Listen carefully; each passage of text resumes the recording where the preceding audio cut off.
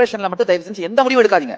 டிப்ரெஷன்ல நீங்க எடுக்கிற முடிவு எல்லாமே பேய் நேரடியா உங்களுக்கு சொல்லி கொடுத்து நீங்க எடுக்கிற முடிவுகள்.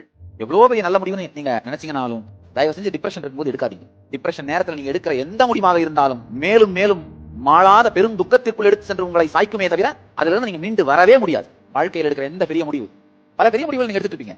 கல்யாணம் பண்ணிக்கலாமா வேணாமா, இல்ல யாரை கல்யாணம் பண்ணிக்கலாம், எந்த வீடு கட்டலாம், எந்த வேலைக்கு போகலாம், எந்த ஊர்ல செட்டில் ஆகலாம், இந்த மாதிரி குழந்தை பெற்றுக்கலாமா வேண்டாமா, குழந்தை எந்த ஸ்கூல்ல சேர்க்கலாம், எப்படி வளர்க்கலாம், பல பெரிய முடிவுகள் எடுத்துட்டே இருப்பீங்க. எந்த முடிவையும் எக்காரணம் கொண்டு டிப்ரெஷன்ல எடுக்காதீங்க.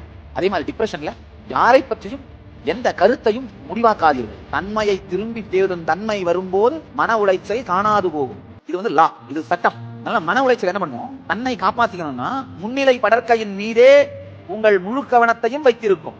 எல்லார் மீதும் கை காட்டும் மனம் ஆனா தன்மையை சந்தேகிக்கப்படவே அனுமதிக்காது.